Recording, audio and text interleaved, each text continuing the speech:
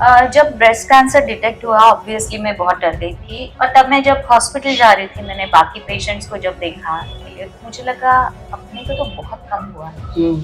बाकी लोग इतने ज़्यादा परेशानियों से गुजर रहे थे, तो मुझे तो, और मैं ट्रीटमेंट अफोर्ड कर सकती थी, तो तब ऐसा लगता है कि हम लोग बहुत प्रिविलेज्ड हैं, हमें ये सब आसानी से हम इसके पार जा सकते हैं, तो फिर सोच क्यों पॉजिटिव ना रखें।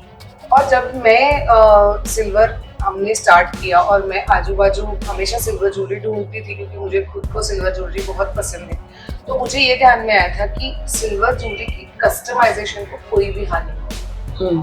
तो इंडिया में शायद एक या दो ही ब्रांड्स हैं जो कस्टमाइजेशन करते हैं। कांचीपुरम में कांजीवरम बनती है, गुजरात और राजस्थान में बांधनी बनती है, हैंड ब्लॉक प्रिंट्स की साड़ियाँ होती है, हैंड ब्लॉक प्रिंट के फैब्रिक होते हैं, मध्य प्रदेश में चंदेरी होती है, फिर उसके बाद चंदेरी और महेश्वरी सारा मध्य प्रदेश में होता है, महाराष्ट्र में पैठणी होती है, नॉर्थ ईस्ट में आप मेखला चादर होती है। काम कर रहे हो, काम करते हो स्टेलनेस भी आ जाती है, एवरीडे जाके वही काम कर रहे हो, तो आपको उसमें कुछ ब्रेक चाहिए, तो वो ब्रेक हर एक का तरीका अलग होता है। कोई भी तरीका हो लेकिन आपको वो ब्रेक मिलना चाहिए। और ऐसे भी होता है कि हमारे ऊपर बहुत रिस्पॉन्सिबिलिटीज होती है, तो जो आपको ब्रेक लगता है वो शायद ब्रेक ना हो। प्रोसेस तो स्केच से स्टार्ट होता है कि आप स्केच करो, और अभी तो बहुत सॉफ्टवेयर्स है जिसमें आप उसको थोड़ा रेंडर करके दिखा सकते हो कि कैसे दिखेगा, बट आप कोई हैंडमेड पूरा बनाने वाले हो तो स्केच के हिसाब से कारीगर बनाता है, तो वो आपका एक आपके कारीगर के साथ में बहुत अच्छा कनेक्शन होना चाहिए, बहुत, क्योंकि आपका स्केच वो ट्रांसलेट करने वाला है सिल्वर में। तो जो हाथ से बने हुए प्रोडक्ट्स है और जो नेचुरल फाइबर से बने हुए कपड़े हैं जैसे कि लिनन, सिल्क और कॉटन, ये जो मेन नेचुरल फाइबर से बनते हैं कपड़े, तो वो चीज़ें ज़्यादा अच्छी लगती है। तो मैं हमेशा जब सोचती हूँ तो ये तीन जो नेचुरल फाइबर के फैब्रिक्स है उसके बारे में सोचती हूँ, और जितना नेचुरल है, जितना हाथ से बना हुआ है, उतना वो क्लासी लगता है।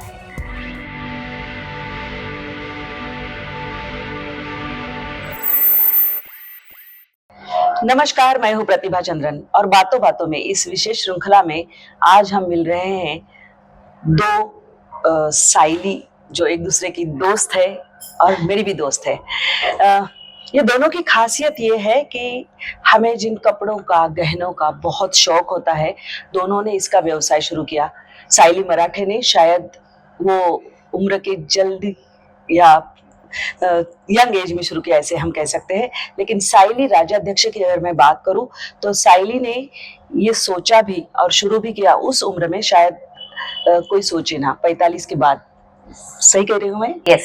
तो ये है साइली राज्याध्यक्ष और साइली मराठे, दोनों मेरी सहेलियां हैं, और दोनों ने अपना ब्रांड जिस शिद्दत के साथ में, जिस मेहनत के साथ में खड़ा किया है, बिल्कुल काबिले तारीफ है। बातों बातों में आपके सामने वो सारी बातें आएगी। चलिए, मैं तो पहले आपसे शुरू करना चाहूंगी कि आप मैं आपको बहुत कॉलेज से जानते हैं, हम एक दूसरे के क्लासमेट भी थे, तो आप एक मस्त मौला टाइप व्यक्ति थी जो अपनी जिंदगी से खुश, जिसकी कोई महत्वाकांक्षा ज्यादा नहीं थी, बस हंसते हुए, खेलते हुए जिंदगी गुजारना, अच्छी बातें करना, अच्छा खाना, अच्छा रहना, ये आपकी हमेशा सोच रही है।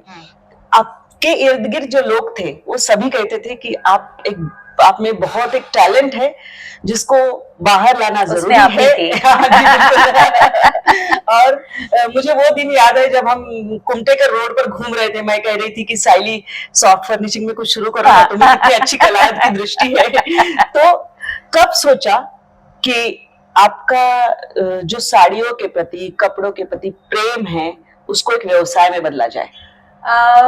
मैंने पहली बार जब एक पहला एग्जीबिशन किया मई 2017 में, तो वो एग्जीबिशन ऐसे ही मतलब एक हम बोलते हैं मुझे ऐसा लगा कि नहीं, एक करके देखना चाहिए, तो मैंने इसलिए वो एग्जीबिशन किया। वो एग्जीबिशन बहुत अच्छा रहा, लेकिन उसके बाद मैंने ऐसा कुछ सोचा नहीं था कि मैं इस तरह का कुछ करूंगी।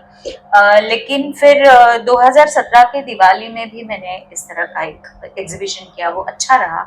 और एक्चुअली जब मुझे ब्रेस्ट कैंसर हुआ और उसके बाद मुझे ऐसा लगा, जब मैं उसकी ट्रीटमेंट ले रही थी, तब मैं साड़ियों के बारे में सोच रही थी, साड़ियों के साथ काम कर रही थी, अलग अलग टेक्सचर्स के साथ काम कर रही थी, तो तब मुझे लगा कि नहीं, अभी मुझे ये करना है और यही मुझे करना है। और फिर जब आपने शुरू किया तो साइली मराठे को मैंने एक सीरियल में भी देखा है। तो मुझे याद है कुछ एपिसोड में आप थी और याद रह गई वो। फिर अचानक से आपसे मुलाकात हुई क्योंकि आप इसके साथ में काम कर रही थी। आपने कब सोचा और आप दोनों की मुलाकात कैसे हुई फिर? मैंने एक्चुअली इंजीनियरिंग किया था और मैं जॉब कर रही थी जी 11 साल तक। और जो आपने सीरियल देखा वो जस्ट वन ऑफ द जिसको बोलते हैं इंसिडेंट्स था जहाँ पे मैंने एक्टिंग करने के लिए प्रोफेशनली कुछ ट्राई किया था। तो मैंने ये 2013 में बहुत ही बेसिक लेवल पे एक फेसबुक पेज के तौर पे स्टार्ट किया था। तो इसमें कोई भी बिजनेस स्टार्ट करना है, कोई भी स्ट्रेटेजी प्लान कुछ भी नहीं था। मैं जॉब कर रही थी और साइड बाय साइड में ये कर रही थी। ये मैंने एक्चुअली जब मैं यूके में थी काम के सिलसिले में, तो मैं कुछ रीडिंग करके देखती थी, तो आउट ऑफ पैशन ये स्टार्ट किया था। तो ये तब की बात है। उसके बाद में 2014-15 में मैं थोड़ी सीरियस हो गई क्योंकि बहुत अच्छा रिस्पॉन्स आने लगा। और मैं और साइली आद्या की वजह से मिले हुए हैं। उन्होंने सारी पैक्ट के ग्रुप में पहले मिले थे और फिर आई थिंक मैंने जब कुछ लॉन्च किया था तो इन्होंने कुछ ऑनलाइन मंगाया था, फिर हम मिले और फिर हमारी दोस्ती हो गई उसके बाद। और जब मैंने ये सोचा कि मैं अभी मुझे ये करना है मेरी ट्रीटमेंट के बाद, तो पहली बार साइली ने मुझे उसके स्टूडियो में इनवाइट किया एग्जीबिशन के लिए 2018 मई में। तो वो एग्जीबिशन हमने पहली बार साथ में किया और उसने मुझे होस्ट किया था। उसने बोला था कि जो लगेगी वो हेल्प मैं करूंगी, क्योंकि तब मेरे पास कोई स्टाफ नहीं था, कुछ नहीं, मेरे ड्राइवर और मैं ऐसे दो ही लोग आए थे। और फिर उसके बाद वो स्टूडियो कमला नेहरू पार्क में इनका स्टूडियो था, वहाँ पे हमने ये पहला एग्जीबिशन किया था। आप आई हुई है वहाँ? जी बिल्कुल, पहले एग्जीबिशन में भी आई हूँ मैं। तो बहुत अच्छा रहा वो एग्जीबिशन। और उसके बाद ये सिलसिला शुरू हुआ, हमने साथ में एग्जीबिशंस, हम लोग साल में बहुत बार साथ में एग्जीबिशंस, एक्चुअली हम लोग दोनों ही साथ में करते हैं। हम लोग बाकी ग्रुप एग्जीबिशंस में हिस्सा नहीं लेते हैं, तो हम लोग सिर्फ साथ में, क्योंकि कॉम्प्लीमेंट्री है दोनों साथ में, साड़ी और गहने। और इनके जो गहने वो मेरी साड़ियों के साथ बहुत अच्छे से जाते हैं। जो हैंडलूम है, जो हैंडब्लॉक प्रिंटेड है, तो उसके साथ सिल्वर ज्वेलरी बहुत अच्छे से जाती है। जी, तो हम लोग तब से ये सिलसिला शुरू। और साली मुझे याद है कि उससे पहले बहुत साल पहले आपने औरंगाबाद में एक छोटा सा प्रयोग किया था, उसकी भी मैं कस्टमर रह चुकी हूँ, उसकी भी मैं ग्राहक। और मैं आपको बताऊं कि उसका वो कुर्ता अभी तक है मेरे पास, थोड़ा फेड हुआ है लेकिन है अभी तक। लेकिन ये जो अपने आप में कला होती है, उसको एक व्यवसाय में बदलना वैसे आसान नहीं है। और जिस उम्र में आप सोच रही थी, तो इन्वेस्ट करने से भी डर लगता है। रिटर्न और इन्वेस्टमेंट मिलेगा या नहीं मिलेगा, मैं पैसे तो डाल रही हूँ, कैसे रिस्पॉन्स आएगा, ये सब होता है। तो कुछ डर था या विश्वास ही लग रहा था कि नहीं करूंगी मैं? डर नहीं था, क्योंकि मेरे जो हस्बैंड है, पति जो है मेरे निरंजन, उनका एक तो बहुत बड़ा सपोर्ट रहा है। उन्होंने बोला है कि तुम्हारे अगर पैशन है तो करके देखो, कोई फर्क नहीं पड़ता क्या होता है, ज्यादा से ज्यादा क्या होगा, सक्सेस नहीं मिलेगा, लेकिन करके तो देखो। और टचवुड अच्छा सक्सेस मिला और उसके बाद ऐसा लगा कि मैं सीरियसली कर पाऊंगी। और मैंने साइली और जयदीप से बहुत, वो दोनों मैं बोलती हूँ मेंटोर है मेरे, बहुत सी चीजें सीखी।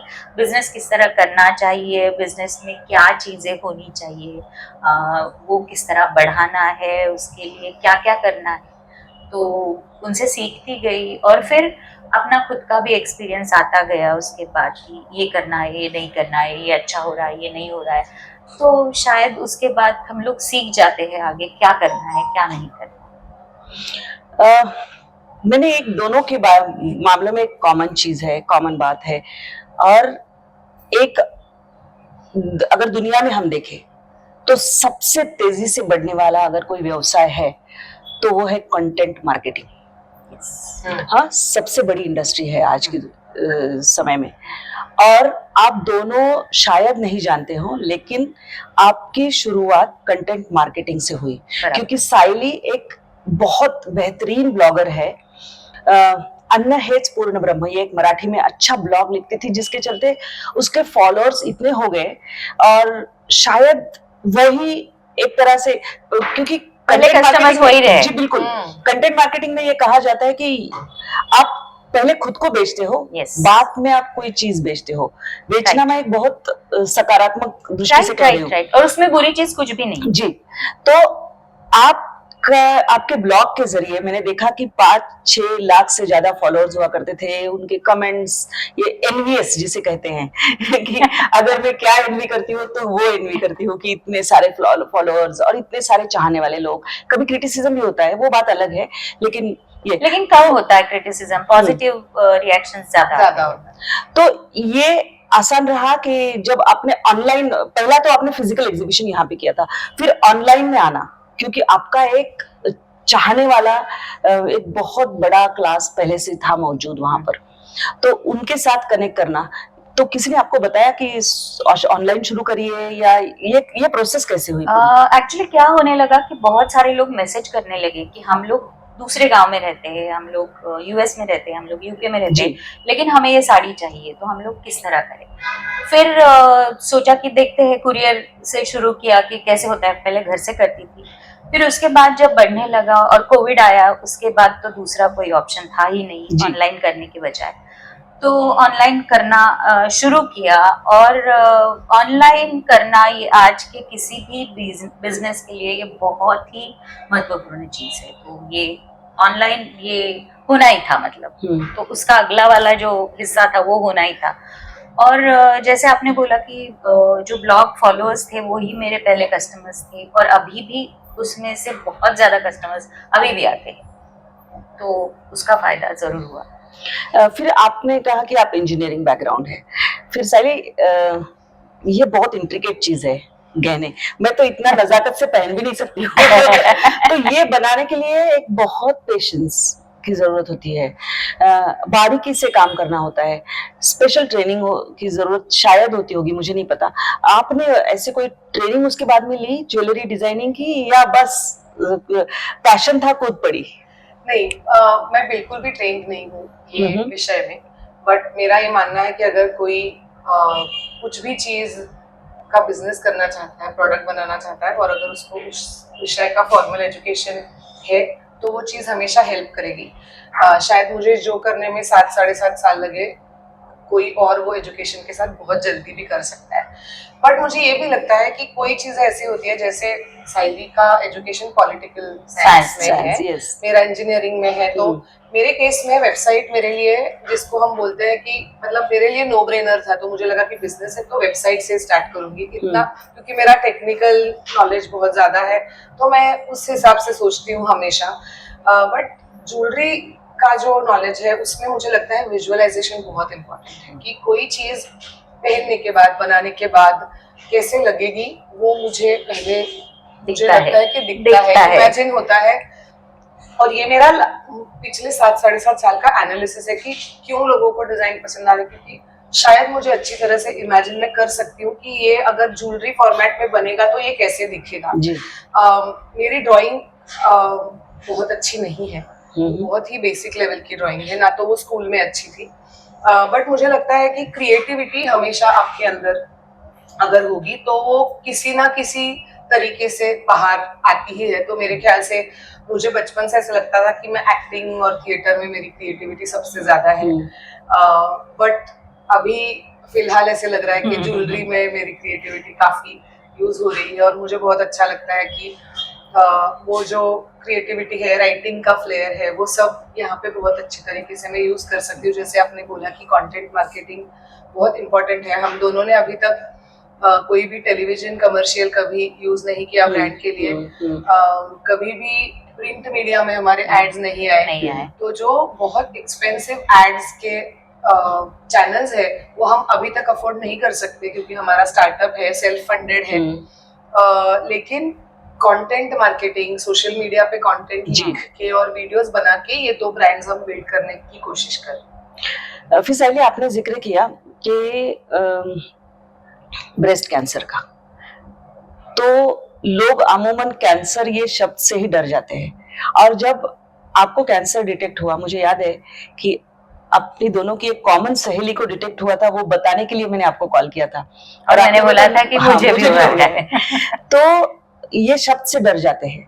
और तब आपसे मिलने से मैं डर रही थी, क्योंकि आप जानते हो मेरी माँ बहुत कम उम्र में कैंसर से गुजर गई है, तो वो शब्द का कहीं ना कहीं खौफ बैठा हुआ था। तो आपसे मिलने को मैं डर रही थी, दूसरी सहेली को हुआ था, उससे मैं डिप्रेस थी, लेकिन आप उससे एकदम उभर कर आई।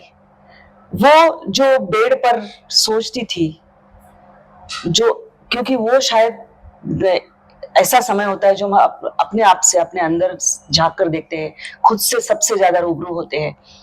तो क्या सोच रही थी आगे की जिंदगी के बारे में, क्योंकि ये मैसेज, ये संदेश लोगों के लिए बहुत अहम है। जब ब्रेस्ट कैंसर डिटेक्ट हुआ, ऑब्वियसली मैं बहुत डर गई थी। मुझे पता नहीं था आगे क्या होगा। मैंने कभी डॉक्टर से ये भी नहीं पूछा कि क्या स्टेज है, प्रोग्नोसिस क्या है, मैंने कभी भी नहीं पूछा।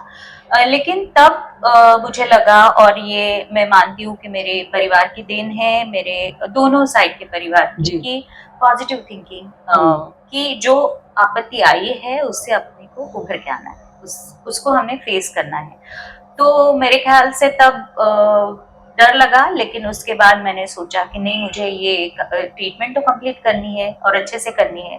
और जब मैं ट्रीटमेंट कंप्लीट कर रही थी, जब मैं रेडिएशन ले रही थी, जब मैंने सर्जरी हुए 2 सर्जरीज, और तब मैं जब हॉस्पिटल जा रही थी, मैंने बाकी पेशेंट्स को जब देखा जो आते थे रेडिएशन के लिए, जो वहाँ पे आते थे ट्रीटमेंट के लिए, तो मुझे लगा अपने को तो बहुत कम हुआ है।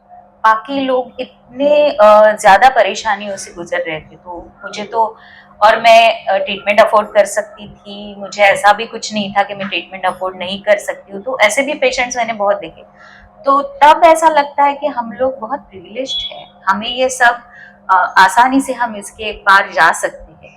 तो फिर सोच क्यों पॉजिटिव ना रखें। तो मेरे ख्याल से, और जब टाइम आता है अपने पे, जब वो आपत्ति आती है, तो हर कोई, किसी पे भी इस तरह की आपत्ति आए, वो उससे हम लोग किस तरह पार हो सके उसके बारे में सोचता ही है, और तब स्ट्रांग हो जाता है।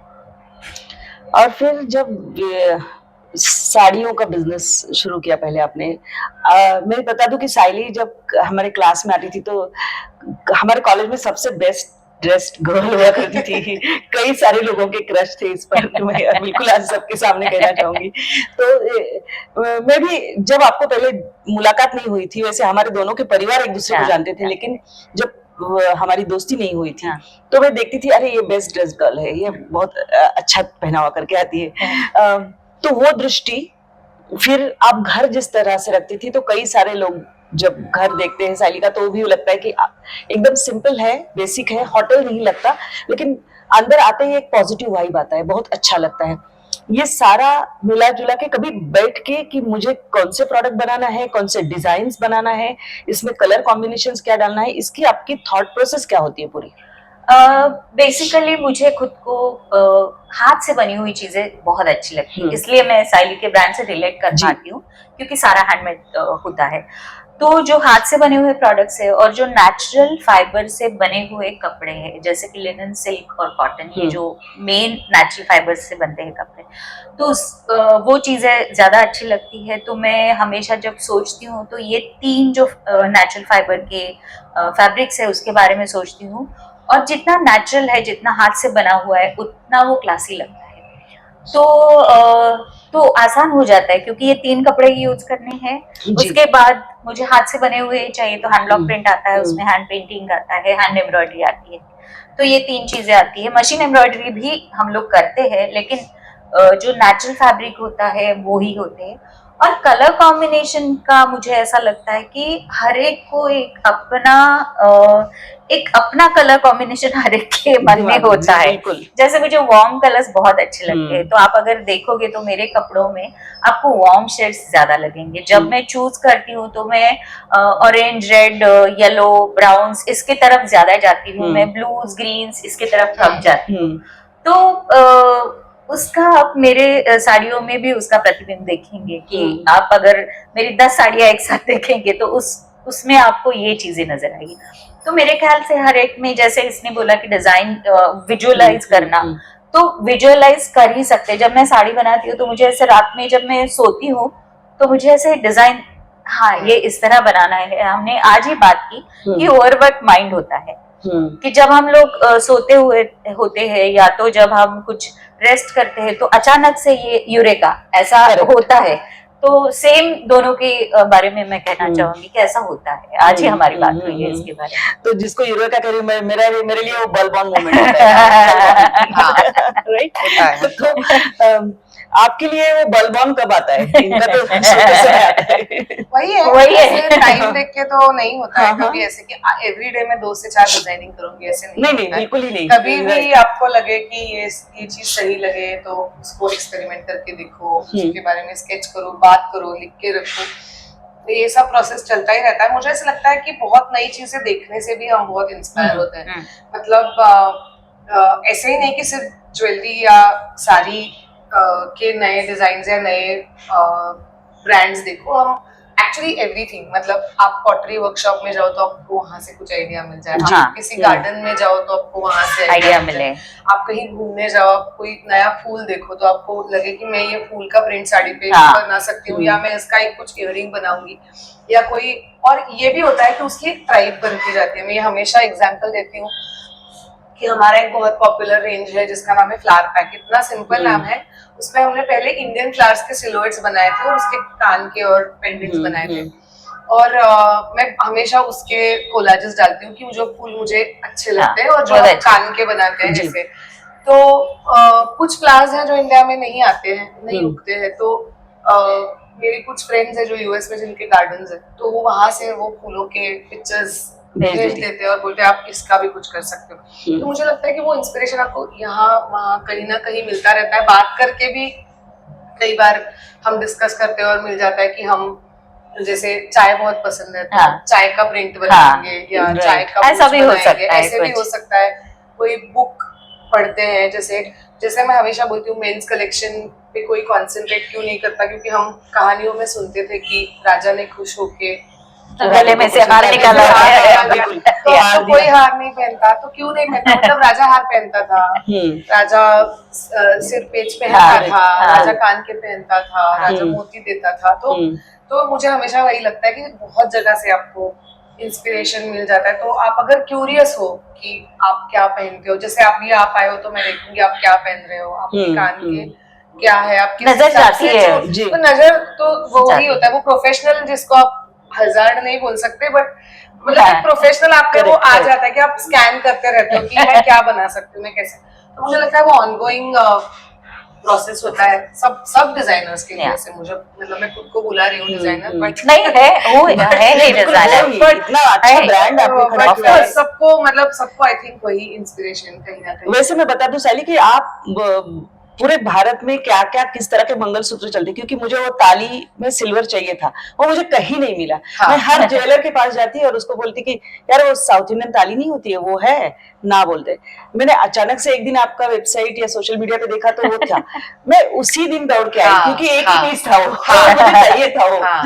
तो वही है, मतलब अभी कल्चर है। मैं तो पुणे में, मतलब आप हम जहाँ पे बैठे हैं, मैं यहाँ से 1 किलोमीटर एरिया के बाहर रही भी नहीं, मैं रही भी इसी एरिया में हूँ। तो ऐसे कभी कभी लगता है कि अगर आप क्यूरियस नहीं होते तो आपको पता ही नहीं चलता कि लोग क्या पहनते हैं, कैसे पहनते हैं, कहाँ पे पहनते हैं। तो उनको पूछो, उनसे इन्फॉर्मेशन, फोटोज मांग लो आपको।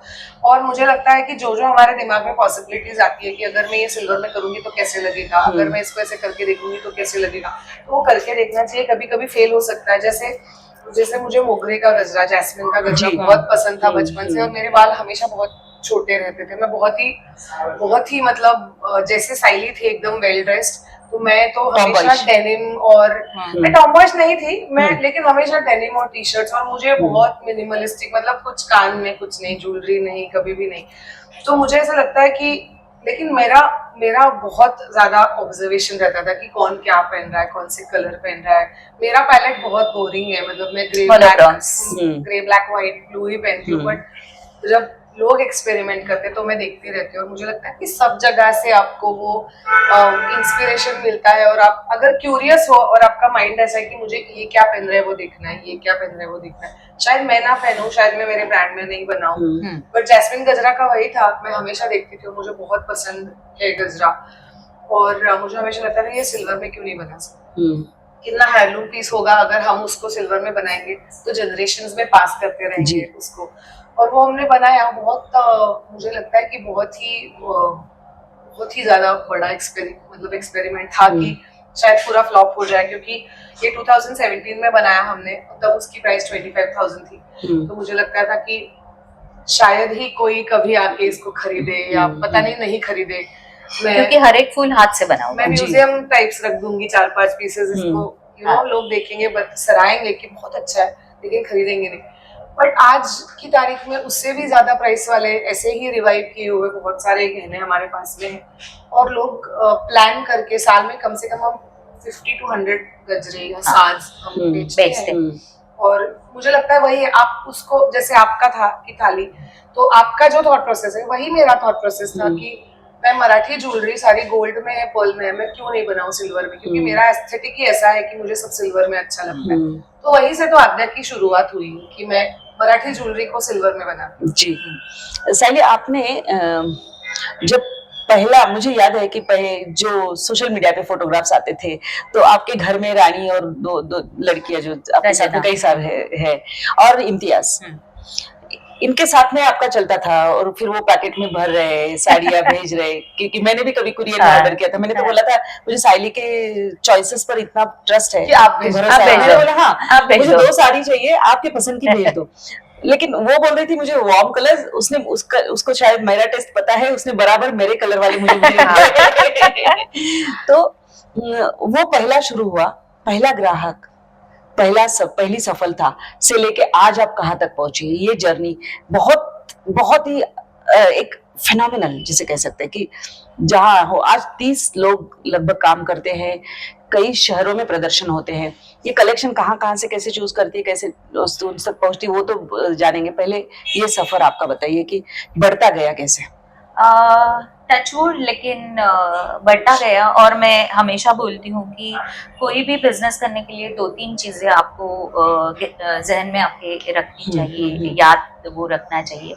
एक तो कंसिस्टेंसी बहुत ही इम्पोर्टेंट है। कोई भी चीज आप कर रहे हो और उसमें आपको सक्सेस चाहिए, तो कंसिस्टेंसी सबसे ज्यादा इम्पोर्टेंट है, ये मानती हूँ मैं, क्योंकि हर एक इसमें उतार चढ़ाव आते हैं। कभी आपका बिजनेस अच्छा चलेगा, कभी सीजन में इतना अच्छा बहुत चलेगा, किसी सीजन में नहीं चलेगा, लेकिन आपको निराश नहीं होना चाहिए और कंसिस्टेंसी रखनी चाहिए। दूसरी चीज है ये है कि कन्विक्शन रहना चाहिए कि हम जो बेच रहे हैं वो हम क्यों बेच रहे हैं, और उसकी क्वालिटी किस हमें पता होनी चाहिए। और ये हर चीज जो है कन्विक्शन, दूसरा एक जैसे मैंने बोला कंसिस्टेंसी, और तीसरा मुझे बहुत इम्पोर्टेंट लगता है कि आप किस तरह से बिजनेस करते हो। मतलब आपको वो सीधे मार्ग से करना है, या आपको उसमें कुछ आड़े टेढ़े रास्ते लेने हैं। तो ये एथिक्स बहुत ही इम्पोर्टेंट है। तो ये 3 चीजें बहुत इम्पोर्टेंट है। और मैं जैसे बोलती हूँ, और मैंने खुद एक्सपीरियंस किया है कि अगर ये 3 चीजों पे आप ध्यान दो, इस पे आप कंसंट्रेट करो, तो आपको सक्सेस मिलना है। ये सक्सेस आपको जरूर मिलेगा, शायद कम ज्यादा कितना परसेंट, कितना ये कम ज्यादा होता रहेगा, लेकिन सक्सेस जरूर मिलेगा।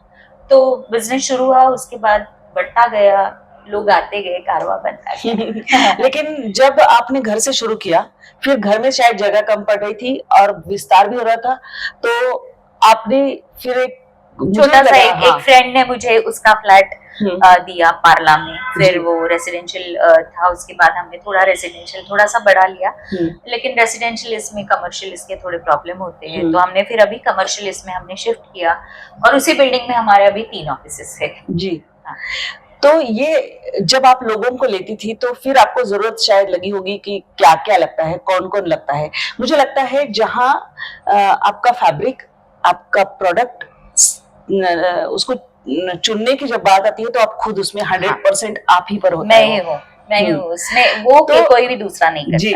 तो वो पूरे भारत में आप घूमी हैं, और कौन से राज्य में कहाँ कहाँ खासियत जो बहुत दिल को छू गई कि हाँ ये था, ये बेहतरीन था, ये मुझे लगा, ये या हर एक की कोई खासियत। भारत में एक तो फैब्रिक बहुत अच्छे से बनते हैं, मतलब मैं बोलती हूँ कि सारे वर्ल्ड में सबसे अच्छे फैब्रिक्स जो है भारत में बनते हैं। सबसे अच्छी कलाकारी जो है भारत में है, चाहे वो गहने हो चाहे वो कपड़े हो। जी।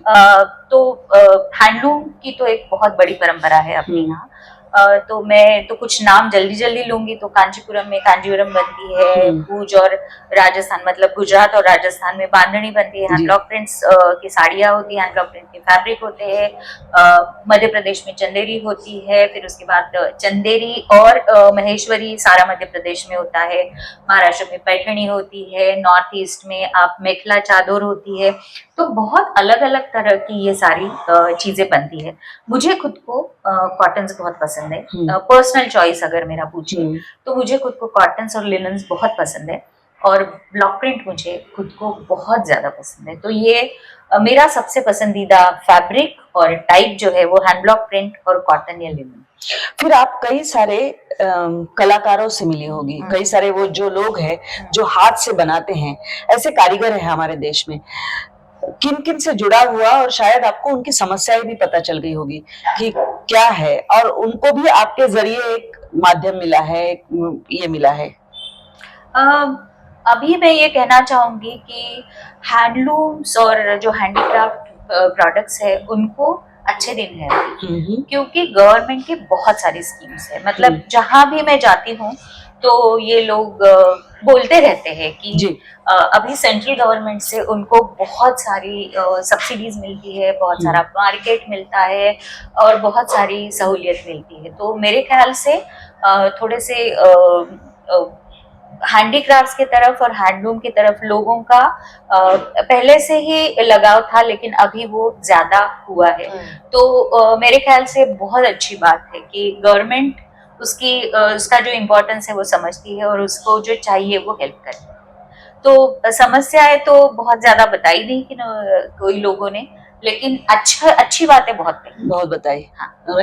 और मैंने देखा है कि यहाँ पर एक डिजाइनर से मैं बात कर रही थी, तो उसकी एक अलग ये है कि वो जिस कारीगर से उसने लिया है वो कहीं ना कहीं उसका नाम भी मेंशन करती कि ये कारीगर ने ये बनाया है, तो उसको एक क्रेडिट देने वाला। तो आपको बनारस हो चाहे जहां जहां आप गई होगी, तो कौन से वो परिवार मिले, कौन से वो लोग मिले जो पीढ़ी दर पीढ़ी इसको चला रहे हैं, उनका कैसा चलता है ये? नहीं, एक्चुअली जहां जहां मैं जाती हूँ, चाहे वो गुजरात हो चाहे बनारस हो, 7-7 8-8 पीढ़ियों से लोग काम करते आ रहे हैं। लेकिन ये कब मुमकिन होता है कारीगरों का नाम देना, जब आपका छोटा बिजनेस हो, प्रोडक्ट्स कम हो आपके पास और आप एक ही कारीगर से एक ही फैमिली से ले रहे हो, तो ये होता है।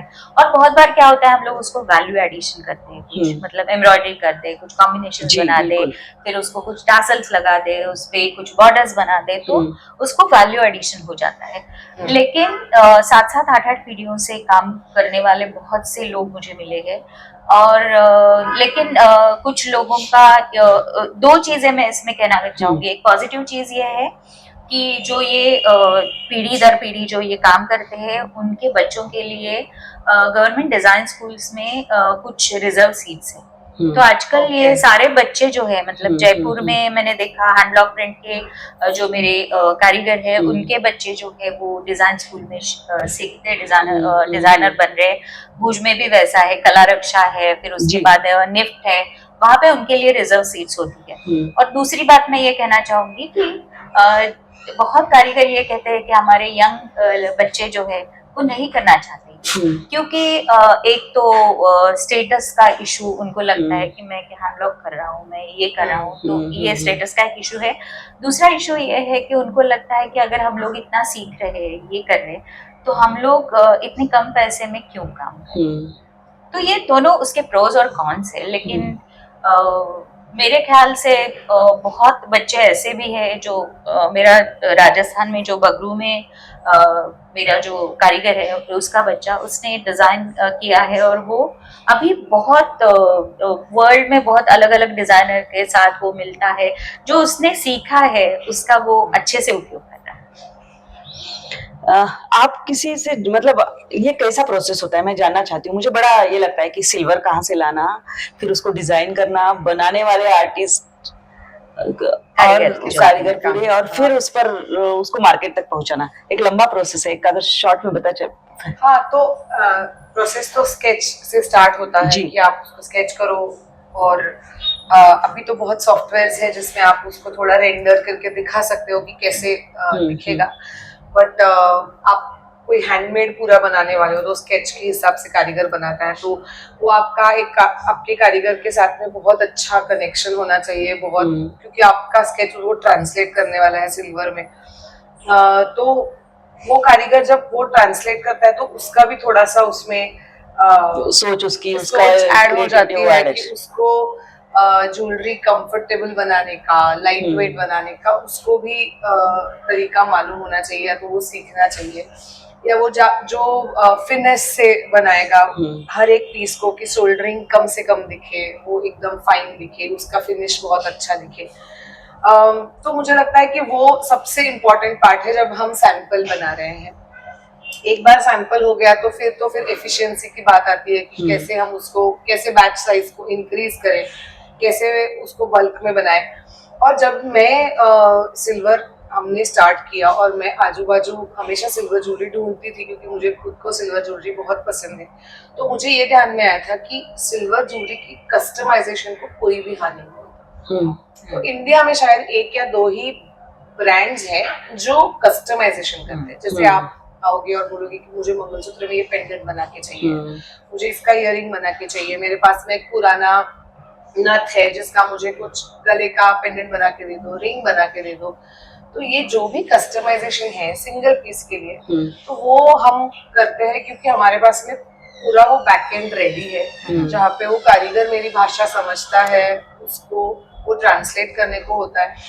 बाकी आपका जो है कि सिल्वर आप खरीद के, और ये एक्चुअली काफी लॉजिस्टिकल बातें हैं। आप एक बार थोड़ा जवेरी बाजार या जो ज्वेलर्स के एरिया रहते हैं वहां पे आप थोड़ा सा टाइम स्पेंड करोगे तो आपको फिगर आउट कर लोगे कि रॉ सिल्वर कहाँ से लेना है, उसमें कितना मिक्स करना है, कैसे परसेंटेज, वो काफी टेक्निकल चीज है।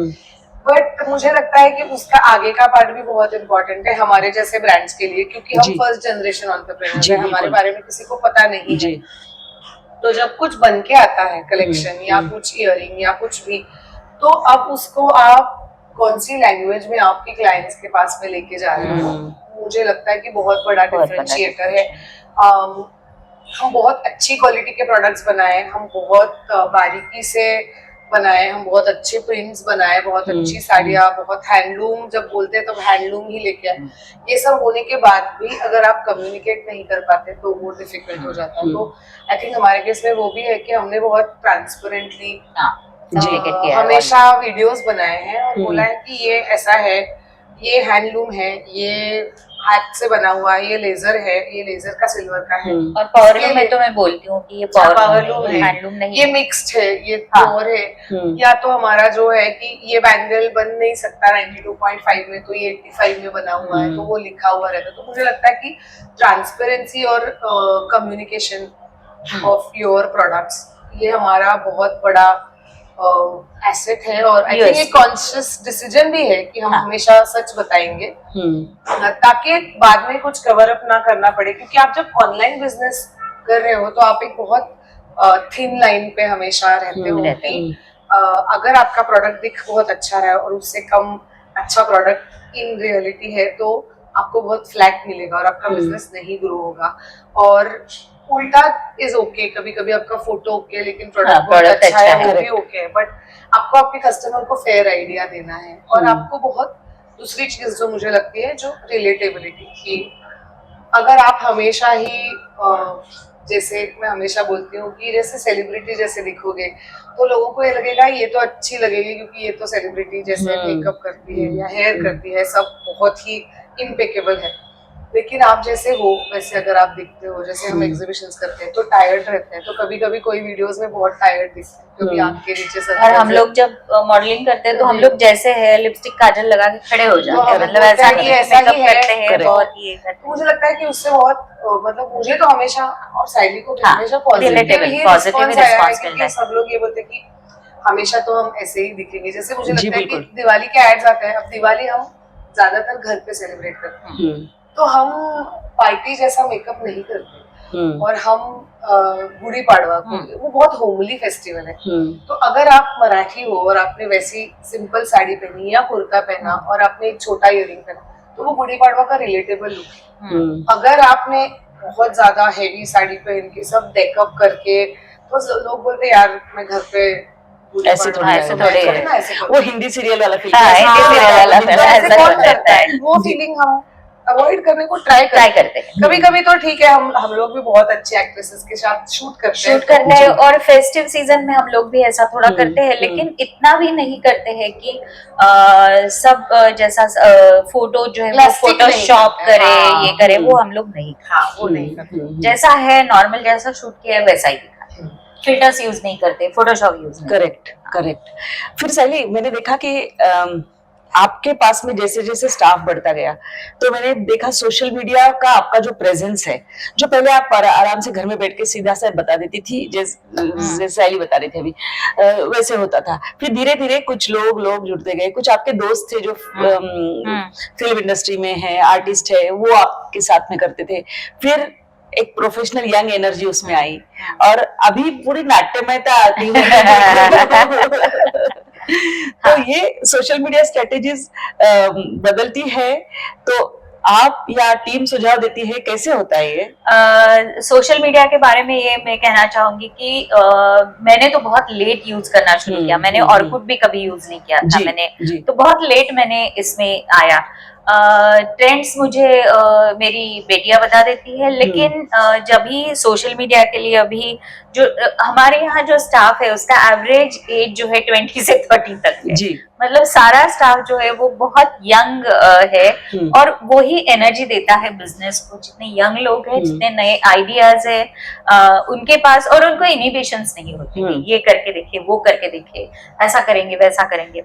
और मेरा खुद का ये मानना है, कोई भी जब मेरे यहाँ आता है तो मैं हमेशा उनको बोलती हूँ कि मुझे बता के करो, लेकिन आपको फ्री हैंड। मुझे 2-3 ही चीजों का ये रहता है, झूठ नहीं बोलना है, चीप नहीं दिखना है, ये 2 चीजें अगर आप संभाल लो तो मुझे कोई भी दिक्कत नहीं है, आप कुछ भी करो। फिर अभी जिस मुकाम पर है व्यवसाय और अब बढ़ते जा रहा है, तो आगे क्या सोच रही हो और इसको कितना बड़ा बनाने का सपना देखा है?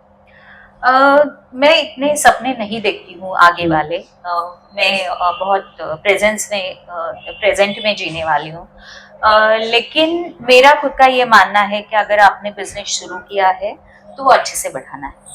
मतलब मेरे सामने ऐसा कुछ है नहीं टारगेट कि मैं इतने साल करूंगी, ऐसा करूंगी, लेकिन मुझे ये अच्छा करना है, और ये ऑर्गेनिकली और थोड़ी सी डिजिटल मार्केटिंग की हेल्प लेके अगर ये बिजनेस अच्छा बढ़ता है तो मुझे बढ़ाना है। आगे का मैंने देखा नहीं है, मेरी हेल्थ अगर साथ दे दे तो मैं ये अच्छा बढ़ाऊंगी, अगर मैं फिट रहती हूँ तो और 10 साल भी काम कर सकती हूँ, तो पता नहीं है, मैंने सोचा नहीं है कभी। लेकिन अभी प्रेजेंट में मुझे ये अच्छा करना है। मैं तो चाहूंगी 100 साल जियो और 100 साल काम करती रहो, क्योंकि आपके घर में भी परंपरा है। लोग बिल्कुल, मैं वैसे बता दूं कि साइली की मम्मी ने भी बहुत लेट किया था अपना व्यवसाय शुरू किया। जो खाना बनता है, अन्न पूर्ण ब्रह्म जैसे कहते हैं, उसका व्यवसाय, ये तीनों बहनें हैं, तीनों को जानती हूँ, तीनों बहनें उसमें माहिर है। उनकी मम्मी तो माशाल्लाह, मतलब क्या कहें, कभी आपसे रूबरू कराऊंगी उनको। तो ये डीएनए जो था व्यवसाय का आपके घर में, मैं देखूं तो इंटेलेक्चुअल बिजनेस, ऐसा एक अक्यूमेन, ऐसे बेस्ट कॉम्बिनेशंस बने। जैसे आपकी मम्मी का जस्टिस चपलगांवकर साइली के पिता है, और मम्मी का जो अपनी खासियत थी वो उन्होंने अपने व्यवसाय में डाली और वो आगे बढ़ी। निरंजन एक one of the most genius business journalist है, जिनको मैं जानती हूँ, उनको पढ़ती हूँ, कभी उस पर कमेंट करने का मेरा धैर्य नहीं होता लेकिन बहुत फॉलो करती हूँ मैं उनको। तो उनका एक इंटेलेक्चुअल बेस और आपका उसके साथ में इंटेलेक्ट के साथ बिजनेस एक्यूमेन, ये सारा कॉम्बिनेशन होता है। तो आप लोग बातें करते हो एक दूसरे के साथ में, वो किस तरह की होती है? बिजनेस के बारे में, व्यवसाय के बारे में सब इकट्ठा मिलके बैठते हैं, बातें करते हैं, क्या होता है? बिल्कुल भी बात नहीं होती है इसके बारे में। अच्छा। जब मैं मैके जाती हूँ तो मैं मम्मी को आज ये खाना बनाओ, वो खाना बनाओ बोलते रहती हूँ, और हस्बैंड के साथ तो झगड़े होते रहते हैं, तो ऐसी कोई बातें नहीं होती है ऐसे। ऑन अ सीरियस नोट वो सलाह देते हैं कभी कभी कि किस तरह यूनिट इकोनॉमिक्स वगैरह, जो मुझे पता नहीं है। मुझे ये पता है कि ये अच्छा करना है, इतना पता है, लेकिन वो अच्छा कैसे करना है, यूनिट इकोनॉमिक्स क्या है, उसके पीछे कैसा होना चाहिए, प्रॉफिटेबिलिटी, उसके बारे में वो सुझाव देते हैं। मेरी दोनों बेटियां भी इकोनॉमिस्ट हैं, तो वो भी कुछ कुछ सुझाव देते रहती है। लेकिन अभी तक उनको इसमें इंटरेस्ट नहीं है, तो मुझे पता नहीं। लेकिन साइली के टारगेट्स के बारे में साइली बता सकती। जी बिल्कुल, हाँ, उसके पास तो आने ही वाली हूँ मैं, क्योंकि आपका और जयदीप का कैसे कॉम्बिनेशन है? मतलब वो आपके व्यवसाय के साथ जुड़े हैं, कहाँ तक किस हद तक जुड़े हैं? 2018 से पार्टनर है ये बिजनेस में, और वो 50% पार्टनर है और 50% काम रिस्पॉन्सिबिलिटीज उनके पास में है। तो there is a lot of division of work जो हम दोनों में है। एक्चुअली हमने ऑर्गेनिकली स्टार्ट किया था, तो ऐसे नहीं था कि इतने साल में ऐसा कुछ करना है या व्हाटएवर। बट अभी हम थोड़े, जिसको बोलते हैं शॉर्ट टर्म और मिड टर्म गोल्स थोड़े रखते हैं। जैसे ये साल में हम स्टोर ओपन करेंगे, नेक्स्ट साल में हम ऐसे करेंगे, हमारा एवरेज ऑर्डर वैल्यू, थोड़े टेक्निकल गोल्स रहते हैं। जो एवरेज ऑर्डर वैल्यू इतना है तो हमको इंक्रीज करना है, तो हम कैसे करेंगे, ऐसे कुछ टेक्निकल गोल्स रहते हैं। बट ऑल इन ऑल मुझे ऐसा लगता है कि जब से मैंने स्टार्ट किया है, और मुझे पता नहीं, जैसे साइली ने बोला कि मुझे भी ये पता नहीं कि मैं कितने साल इसको करूंगी, 5, 10, 15, या बीच में कुछ और प्लान निकल आए, और मुझे वो पता नहीं। बट वो एक चीज है जो कॉमन रही है कि इसको बहुत हार्डवर्क के साथ और बहुत मतलब अपना जो मेन स्टेटमेंट है कि हम हैंडमेड प्रीमियम 92.5 सिल्वर ज्वेलरी बनाते हैं जी, उससे डेविएट नहीं होगा। बिकॉज अभी ट्रैफिक है, बिकॉज वेबसाइट पे चीजें बेच सकते हैं, तो कुछ सब स्टैंडर्ड क्वालिटी को बीच में डालो, तो स्केल इंक्रीज करने के लिए कुछ मास मैन्युफैक्चर्ड चीजें डालो और बोलो कि हमारे डिजाइन है।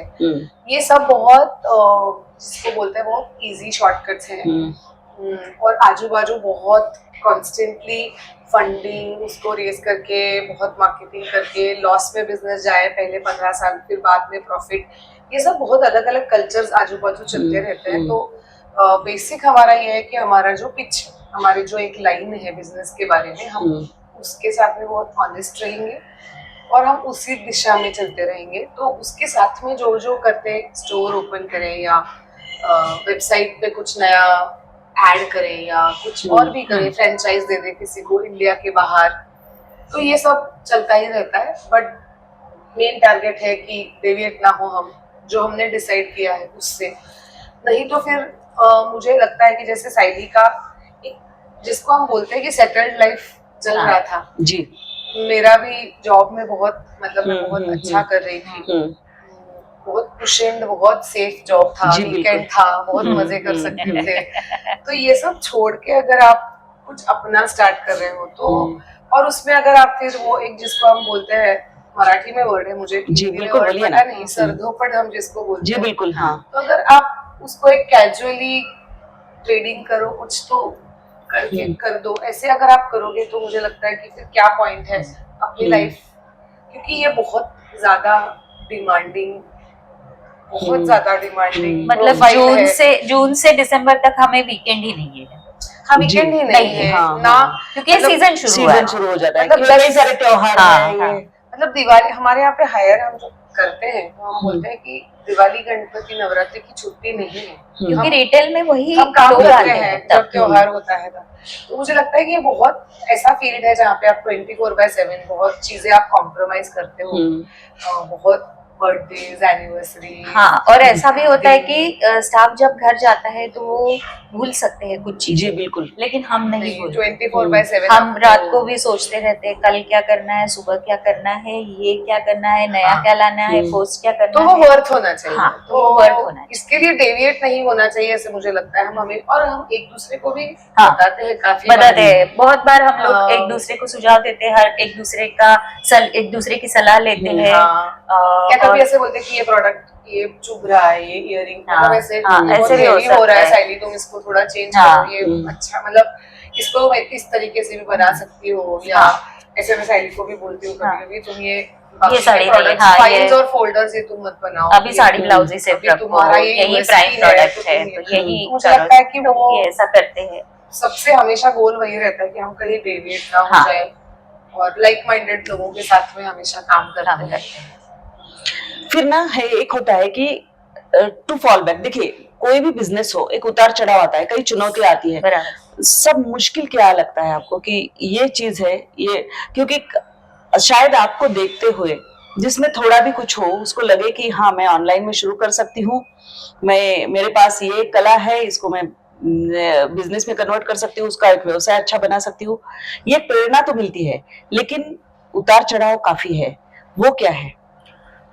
उतार चढ़ाव जैसे मैंने बोला कि सीजनल ये होता है कि अभी अगर जून में बहुत अच्छा सेल हुआ, लेकिन ऐसा हो सकता है कि अप्रैल मई में बिल्कुल ही कम सेल हो, लेकिन आपको इतना सारा स्टाफ मेंटेन करना है, आपको उनकी रिस्पॉन्सिबिलिटी है, उनकी फैमिलीज भी आपके ऊपर निर्भर करती है, तो आपको ये सारा मन में रखना चाहिए। और ये ऐसी चीजें आती रहती है, कभी ऐसा भी हो सकता है कि मार्केट में इतना स्लो डाउन चल रहा है, तो बाकी के बड़े बड़े ब्रांड्स अगर उसके सामने नहीं टिक पाते हैं, तो हमें टिकना है, उसके बारे में सस्टेन करना है, सस्टेनेबिलिटी कैसे रखनी है, वो चीज का ध्यान रखना बहुत जरूरी है। ऐसा दूर से लग सकता है कि अरे इनको, हाँ, इनकी साड़ियाँ इतनी बेचती है या तो इनके गहने इतने बेचते हैं, लेकिन उसके पीछे कितनी मेहनत है, उसके पीछे कितना स्ट्रेस है, उसके पीछे कितनी सारी चीजें हैं।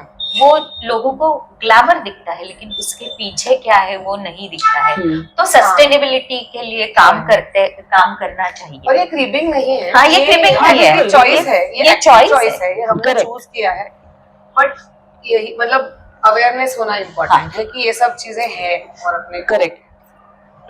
और टू फॉल बैक कोई हर किसी का अपना होता है कि जैसे मतलब रिलैक्स होना है मुझे, ये सारे जद्दोजहद चल रही है, लेकिन इस बीचों बीच मुझे आज ब्रेक लेना है। नहीं और ये आज हमारी कल ही बात हुई, कल ही बात हुई, मैंने साइली को ऐसे बोला, हाँ, तो मैंने साइली को बोला मैं लेती हूँ, ये नहीं लेती, ये वर्काहोलिक है, मैं वर्काहोलिक हूँ, लेकिन मैंने अभी बहुत सीमा रेखा है उसकी एक है, संडे मेरा ऑफ है, मतलब ऑफ है, कुछ भी रहे मैं संडे को ऑफिस नहीं जाती, क्योंकि उसी दिन फैमिली पूरी घर रहती है, उसी दिन मुझे थोड़ा रिलैक्स करने मिलता है, उसी दिन मैं घर का गर्म खाना खा पाती हूँ, क्योंकि रोज तो ऑफिस में मैं डब्बा लेके जाती हूँ और सारे लोगों के साथ खाती हूँ और थोड़ा रिलैक्स कर पाती हूँ। लेकिन साइली तो साल भर हर एक दिन काम करती है, मैंने उसको कल ही बताया कि ये ज्यादा दिन नहीं चलेगा, तुमको रेस्ट करना चाहिए, तुमको थोड़ा आराम करना चाहिए, तो उसकी तरफ वो जा रही है, अभी धीरे धीरे उसका प्रयास कर रही है वो ऐसा बोल तो रही है ऐसा कि करना है ऐसा, लेकिन फटीग ये बहुत ज्यादा। और स्टार्टअप जो बहुत यंग एज में स्टार्टअप शुरू करते हैं उनके, मैंने तो बहुत लेट शुरू किया, लेकिन जो यंग एज में शुरू करते हैं, दर्शकों के लिए बताइए दो। हाँ, तो मैं स्टार्टअप जो यंग एज में शुरू करते हैं उनको ये जरूर कहना चाहूंगी कि बहुत जल्दी ड्रेन मत हो जाओ, थोड़ा सा रेस्ट करना सीखो। क्या होगा, ज्यादा से ज्यादा सेल नहीं होगा तो जब छुट्टी लेते हो तो छुट्टी ही लो, तब छुट्टी में मतलब पहले कुछ साल तो होता है, ये 3-4 साल पहले तो आपको दूसरा ऑप्शन ही नहीं, आपको वो करना ही है, क्योंकि आप प्यून भी होते हैं और सीईओ भी होते हैं। जी बिल्कुल। तो अभी भी होते हैं, मतलब ऐसा नहीं है, अभी भी होते हैं कि अभी भी कुछ भी काम ऐसा हो सकता है कि अभी ये करना है काम और दूसरा कोई नहीं है तो हम लोग करते ही है, मतलब ऐसा नहीं है। लेकिन जब एक ऐसा पड़ाव आ जाता है कि जहाँ पे थोड़ा सेटल लगने लगता है, तो थोड़ा सा खुद के लिए टाइम निकालो, खुद के लिए टाइम दो, खुद के लिए थोड़ा सा रेस्ट ले लो, और जब आप ये मेंटली फ्रेश होगे तो ही आप नई चीज कर पाओगे। तो मुझे लगता है you are going to earn your Sundays henceforth।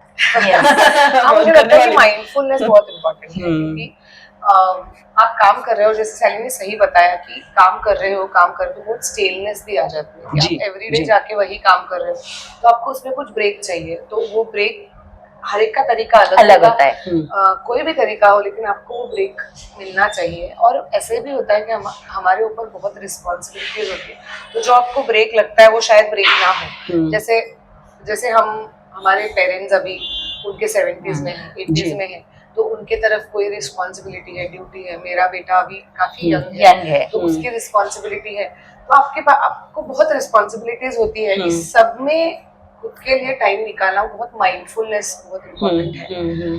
मतलब कुछ भी करो, चाहे एक आधा जो भी नाटक हो, देख लो, हाँ, एक आधा सिनेमा देख लो, हाँ, या तो आप दोस्तों कहीं को ट्रैवल के मिलो, लिए दोस्तों को मिलो, जो कॉफी भी- के लिए मिलो, कुछ भी छोटी छोटी चीजें होती जी। हैं, लेकिन उसमें से खुद के लिए तो time मैं कोशिश कर रही हूँ कि मैं, और वो एंटरप्रेन्योरशिप की वो थोड़ी सी साइड इफेक्ट भी है। आप जी, कहीं बिल्कुल। भी मिलो, किसी को भी मिलो, आप पहले आपके बिजनेस के बारे में बोलते हो।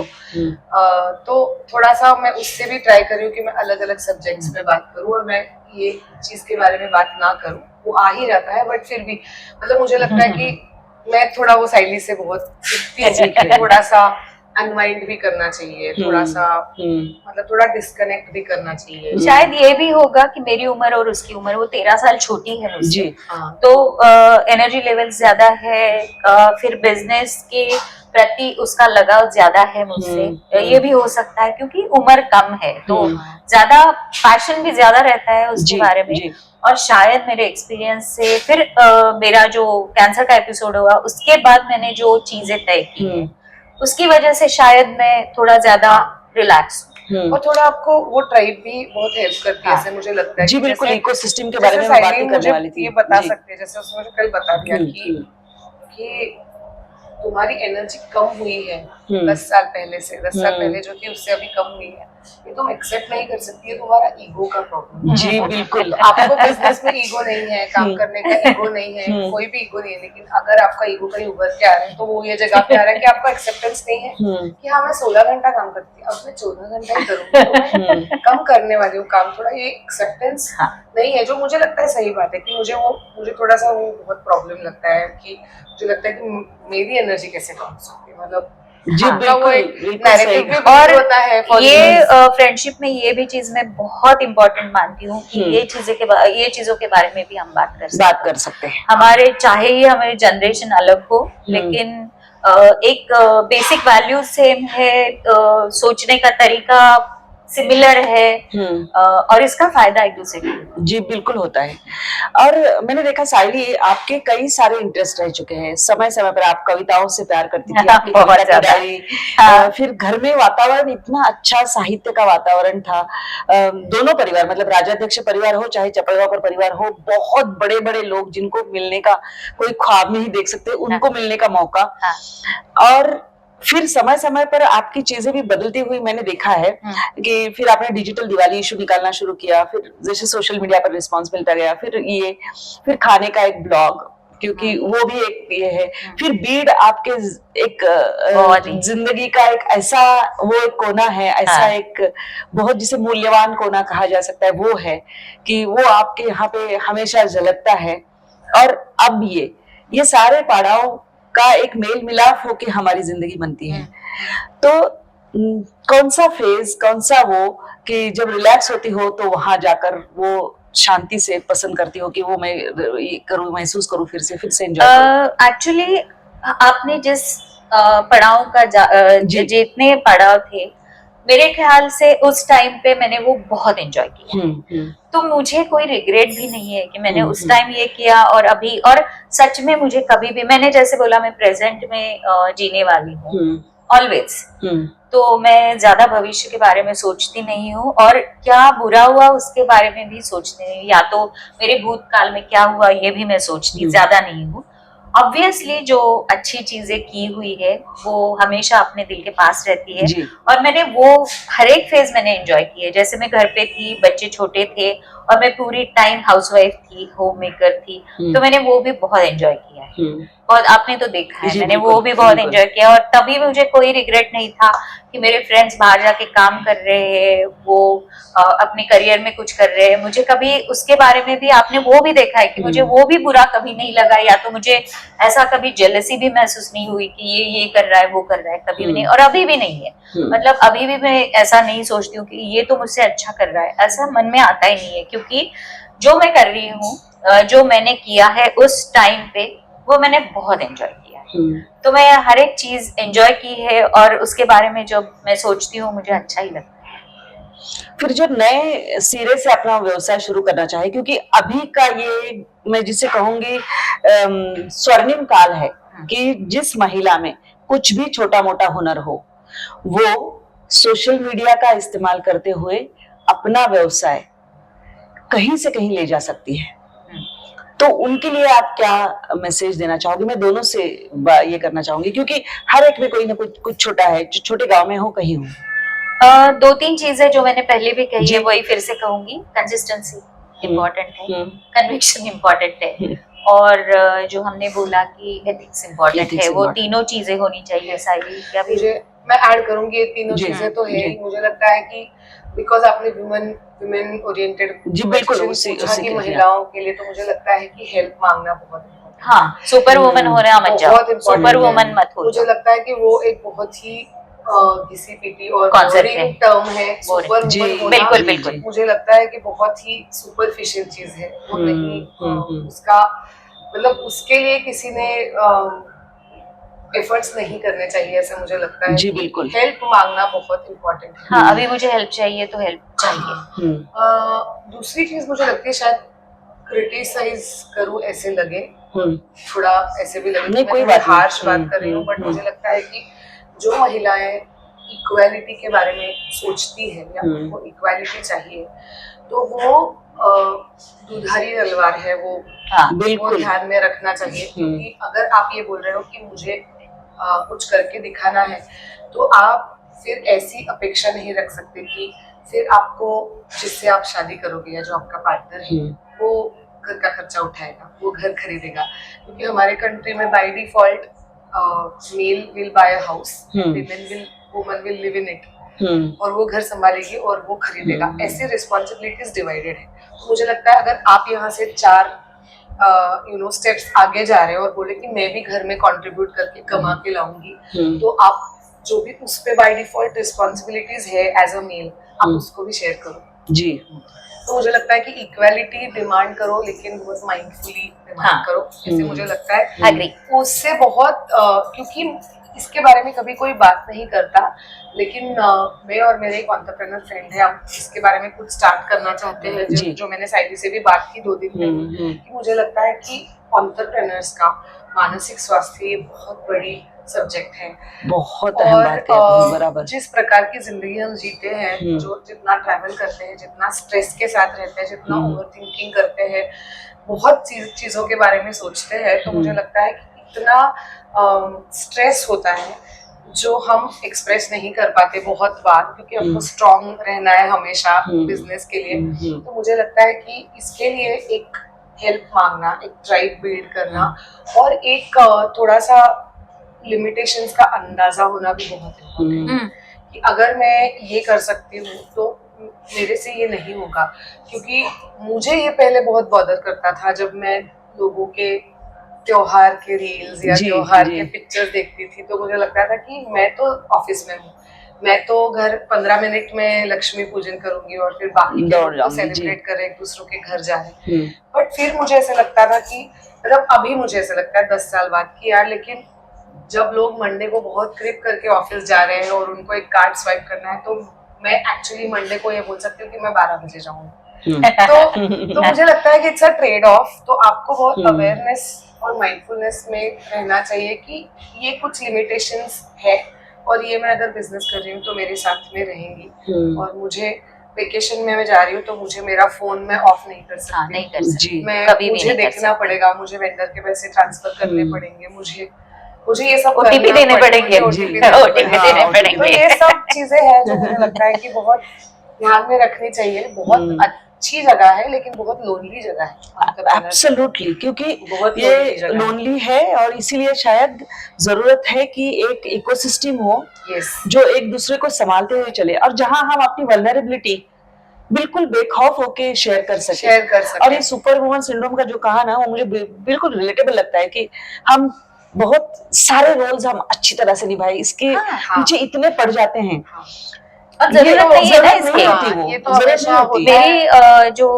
सास है मेरी, जी, विजया राजाध्यक्ष जी। जी, तो उन्होंने मुझे मेरे शादी के बाद एक बार बताया था। उन्होंने मुझे बोला कि चाहे तुम घर पे भी रहो, लेकिन तुम तुम्हारी जो पसंदीदा चीजें हैं वो करो। तुम नाटक देखो, तुम सिनेमा देखो, तुम बहुत सारा पढ़ो, तुम ट्रैवल करो, तुम बाहर जाओ, तुम घर में बैठे हुए सारा घर का काम करते मत बैठो। दो चीजें हैं इसमें, हम लोग दूसरे के लिए लेबर भी उसके हिसाब से अवेलेबल कर देते हैं, उनको लेबर मिलता है, और हमें जो है हमें अपने पसंदीदा काम करने का मौका मिलता है। बिल्कुल। और आपका बेस्ट बढ़िया, आपके जो हाउस हेल्प है वो, हाँ बिल्कुल बिल्कुल बिल्कुल, उनके ऊपर बेखौफ होके घर छोड़ के आप चले जाते हैं, वो करते हैं, ऑटो पायलट पे चलते हैं, ऑटो पायलट पे चलता है। मुझे सॉलिडारिटी भी लगती है। हाँ, मुझे ऐसा लगता है कि मेरे पास में जो काम करने को आ रहे हैं, अगर उनको मैं 5 साल में एक बहुत अच्छी एफडी बना के दे दूं, मैं उनको बता दूं कि आपके सारे डॉक्यूमेंट्स आप ऐसे सेव करो, आप उससे ये कर सकते हो, ये गवर्नमेंट की योजना है, आप उसमें अप्लाई करके आपका खुद का घर ले लो, या आप इसके लिए लोन लेके वो लोन को महीने का इतना रिफंड करके कुछ ना कुछ अच्छा कर सकते हो, या आप ये काम करते हो लेकिन आपके बेटे को आप ग्रेजुएट बना दो, उसके लिए मैं फी भरती हूँ और आप उसको। तो मुझे लगता है कि ये आप छोटे छोटे पैमाने पे आपका कंट्रीब्यूशन दे सकते हो, क्योंकि अगर आप एक फुल टाइम बिजनेस कर रहे हो तो शायद आप उतनी सोशल सर्विस के लिए टाइम ना दे सको जितनी शायद कोई और दे रहा है, और अगर आपको इच्छा है तो आप ये सब चीजें बहुत अच्छी तरीके से कर सकते हो। और ये भी है कि गिल्ट पे काम कर सकते हो कि मैं कुछ चीजें नहीं कर सकती हूँ तो मुझे मेरे गिल्ट पे काम करना है, तो वो बहुत इम्पोर्टेंट है। ऐसी चीजें करते हो तो उसमें आपको बहुत आनंद मिलता है जो कोई भी रिटेल थेरेपी करके आपको नहीं मिलता। वो भी इम्पोर्टेंट है, वो भी लेना ही करना ही है, हमारे बिजनेस नहीं रिटेल थेरेपी अगर नहीं रही तो मुझे लगता है कि हर एंटरप्रेन्योर ने वो एक पॉकेट ढूंढना चाहिए जहाँ पे बिजनेस का पूरा एक जो कवच रहता है या जो मास्क रहता है वो पूरा साइड में रख के वो कुछ ना कुछ कर सके अपने लिमिट में, जितना कर सके, लेकिन ये कर सकते। बिल्कुल। एक होता है कि हम कोई एक गाना होता है, कभी कोई किताब होती है या कोई फिल्म होती है जो हम सबसे लो जब फील करते हैं तो वो हमको सबसे बड़ी ऊर्जा देती है। कुछ है आपके दोनों के साथ में? बहुत सारे हैं, मतलब मैं म्यूजिक तो बहुत सुनती हूँ, आपको पता है मैं क्लासिकल म्यूजिक बहुत छोटी उम्र से सुनती हूँ, अभी भी सुनती हूँ और अच्छा लगता है। मेरा स्ट्रेस बस्टर ये है, मैं कहूँगी कि मेरे हस्बैंड के साथ मैं बहुत सारे थ्रिलर्स देखती हूँ, तो वो मेरा स्ट्रेस बस्टर है। मेरा स्ट्रेस बस्टर इज डांस। मैं बहुत बचपन से डांस सीखती आई और अच्छा करती है बहुत डांस, रील में तो आपने देखा ही होगा। तो मुझे लगता है कि जब मैं डांस करती हूँ तो एक्चुअली मैं मतलब वो मेरा टाइम होता है जब I am completely inhibition free. मुझे डर नहीं लगता कि सामने वाला क्या सोच रहा है, अगर मैं थोड़ा स्टेप सही कर रही हूँ या नहीं कर रही हूँ मुझे कुछ फर्क नहीं पड़ता है। बट जब मैं डांस कर रही होती हूँ तो I think I forget everything, I forget my age. मैं या तो मैं एक 8 साल के बच्चे की माँ हूँ या व्हाटएवर, या तो मैं एक एंटरप्रेन्योर हूँ, या मैं I just like let loose. हाँ, मैं सबसे डिस्कनेक्ट करके मैं बहुत समय तक डांस करती हूँ जब मुझे लगता है, तो मुझे बहुत अच्छा लगता है। वो मेरे लिए बहुत इम्पोर्टेंट मेरा लाइफ का बहुत पार्ट है। मेरी ड्रीम यही है, कोई कभी मुझे पूछता है कि आपकी हेल्थ के बारे में क्या ड्रीम है, तो मुझे ऐसा लगता है कि मैं लास्ट मोमेंट तक I should be able to dance. हाँ, ऐसे मुझे हमेशा लगता है।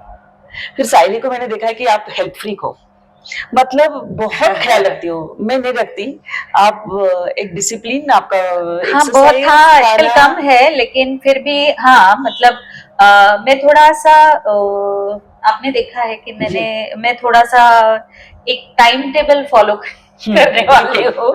मतलब मैं ऐसा नहीं है कि मैं किसी चीज का परहेज करती हूँ, मैं सब खाती हूँ, मैं कभी भी कैलोरीज का हिसाब नहीं करती, लेकिन दिन में जो मेरा टाइम है, मतलब ब्रेकफास्ट में करूंगी, उसी टाइम पे खाना खाऊंगी, उसी टाइम पे शाम की चाय पीऊंगी और उसी टाइम पे डिनर करूंगी। ये मेरा बहुत सालों से वही टाइम टेबल चलते आ रहा है और मेरे ख्याल से ये डिसिप्लिन बहुत इम्पोर्टेंट है। हेल्थ फ्री थी मैं, बहुत थी, और लेकिन अभी आजकल थोड़ा सा कम हुई हूँ, एक्सरसाइज कम हुआ है, लेकिन हाँ मैं अभी फिर से शुरू करना चाहूंगी। और थोड़ा एक्सरसाइज जरूरी है, ये मेरा मानना है। मैं नहीं कर रही हूँ लेकिन एक्सरसाइज जरूरी। मैंने और एक देखा कि जैसे सुषमा स्वराज जी ने कहा था कि हाँ। हर चीज लिख के रखते हैं, हाँ, मैं और भी वो रखती हूँ। पर्चे वाली है, तो मैंने वो देखा कि आपके फ्रिज के पास में पूरा हफ्ते भर का, अगर देखिए आपको अगर लगता है कि ये महिला अपने घर के लोगों को स्वातंत्र देती है पूरा तय करने का, बिल्कुल नहीं। ये जब 10 दिन बाहर जा रही है तो 10 दिन का मेनू लेके नहीं जाती है। नहीं, बिल्कुल तो नहीं। मुझे लगता है फ्रिज पर मैंने आपके वो पर्चा वो पढ़ा जब था, बच्चे छोटे थे तब तब का करते समय थे, है, अब अभी छोड़ तो दिया। बिल्कुल भी, अभी तो नहीं, मतलब अभी बच्चे ही तय करते हैं कि आज क्या खाना बनेगा। अच्छा। तो वही बनाते हैं। मेरी बड़ी बेटी जो है वो बहुत अच्छा खाना बनाती जी। है, तो हम लोग या तो वो बनाती है या तो मैं, शाम का खाना हम दोनों में से कोई बनाता है। तो वो मैसेज कर देती है कि आज मुझे टाइम नहीं है, आप बनाओ, या तो वो मैसेज कर देती है आज मैं ये बनाने वाली हूँ। हाँ, लेकिन पर्चे के बारे जो बात की, तो ये मेरी बहुत आदत है। मोबाइल आए फिर भी मैं मोबाइल पे कोई भी नोट्स नहीं करती। जी बिल्कुल। मुझे हाथ से ही लिखना पसंद है। हाँ, तो मेरे पर्चे रहते हैं, जब अगर मेरे पास कोई खाने के लिए आने वाला हो, कोई 10 लोग आने वाले हैं, तो वो मेरे पर्चे रहते हैं। पहले मैं मेनू का एक पर्चा बनाती हूँ, उसके बाद अगर वो ट्यूसडे के दिन आ रहे हैं तो मंडे के दिन क्या करना है उसके बारे में, मतलब कोई मूंग भिगोने हैं, या तो दही जमाना है, या तो कोई सब्जी लानी है, या तो कोई मीठा बना के रखना है, तो वो सारी चीजें रहती है। फिर उसके बाद तीसरी पर्ची होती है कि सुबह क्या करना है उस दिन, जी। वो उसकी पर्ची होती है, और शाम को क्या करना है उसकी भी पर्ची होती है, और मैं टिक मार्क करते जाती हूँ। तो ये मेरी आदत है जी, बहुत सालों से है, अच्छी आदत बहुत है सालों ये। से आदत है ये। और अगर वो हम कहीं पे भी लाए, जो भी काम कर रहे हो, इसमें हम इतना एक सिस्टम लाए तो वो काम आता ही है, उसके रिजल्ट्स आने ही हैं। फिर चलते चलते हम जब अपनी बातें खत्म कर रहे हैं, तो आप अपनी ओर से क्या कहना चाहोगी हमारे दर्शकों के लिए? दोनों से पूछूंगी मैं, पहले कोई भी बोल सकता है।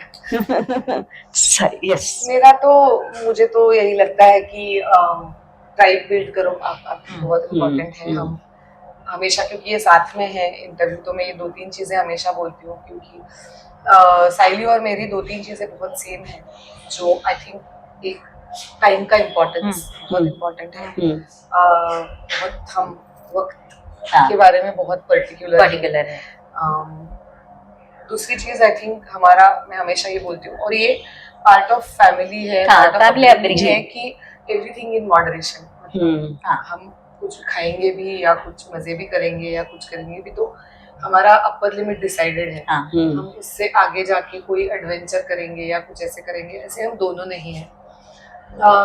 और मुझे लगता है कि इन जनरल सब जो दर्शक हैं उनके लिए मैं एक चीज पक्का बताना चाहूंगी कि honesty is very difficult to follow. बहुत उसमें बहुत मेहनत लगती है, क्योंकि आपको हर दिन खुद को शॉर्टकट से बचाना पड़ता है। बिल्कुल।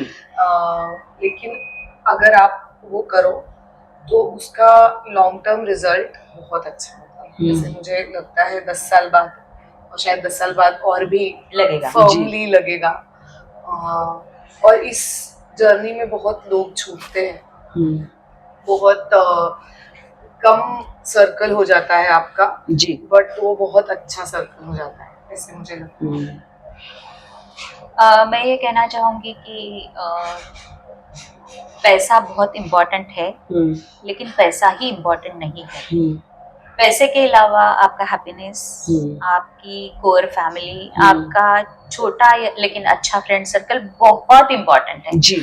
फ्रेंड्स को जितना महत्व होना चाहिए हम नहीं देते हैं, लेकिन friends are really very very important. आपको वो जमीन पे रखने के लिए अच्छे फ्रेंड्स, आपको जमीन पे रखने के लिए ग्राउंडेड जिसको बोलते हैं हम लोग, वो रखने के लिए, आपकी मेंटल हेल्थ अच्छी रखने के लिए, क्योंकि जो चीजें कई बार हम लोग फैमिली से शेयर नहीं कर पाते हैं, छोटी चीजें होती है जी, बिल्कुल, शायद क्रिबिंग लग सकता है फैमिली को, लेकिन वो हम फ्रेंड्स के साथ शेयर कर सकते हैं। फ्रेंड सर्कल होना बहुत जरूरी है। तो आप हफ्ते में 2-3 बार फ्रेंड्स को मिलिए, उनके साथ बातें कीजिए, उनके साथ कॉफी शेयर कीजिए, ट्रैवल कीजिए। ट्रैवल आपकी आंखें खोल लेती है जी। हमारा परसेप्शन बदल जाता है बहुत। तो ट्रैवल कीजिए, और जैसे मैंने बोला, money is very important but not that important. Absolutely, क्योंकि पैसा जरूरी है, लेकिन रिश्ते और रिश्तों की अहमियत सबसे ऊपर है। शायद हम तीनों यहाँ जो बैठ के एक दूसरे से बात कर रहे हैं, उनकी जिंदगी का एक जिसे समान सूत्र कहेंगे वो यही है कि रिश्तों की अहमियत, काम के प्रति लगाओ। और साइली ने कहा था कि हम प्रिविलेज्ड है, एक तरह से बिल्कुल प्रिविलेज्ड है, क्योंकि हाँ, जो परिजन मिले वो हमें हमारे हर सपने के साथ सपने उन्होंने भी जिए हैं। दर्शकों, मैं आपसे कहना चाहूंगी कि आप इस तरह के लोगों से हम आपको रूबरू कराते रहेंगे जो जिंदगी की कुछ अहम बात आप तक पहुंचाएंगे। उनकी सफलता को देखकर, उनके जिंदगी का सफर देखकर आप भी कुछ ना कुछ सीखोगे। आपके कमेंट्स हम तक जरूर पहुंचाइएगा। हमारे चैनल को सब्सक्राइब करना ना भूले, और आप किनसे मिलना चाहते हैं उनके नाम हम तक पहुंचाइए। मैं कोशिश करूंगी कि उन लोगों से मैं आपको रूबरू कराऊं। फिलहाल दोनों साइली से बहुत बहुत धन्यवाद आपका। थैंक यू कि आप सो मच, थैंक यू। और आपको भी नमस्कार।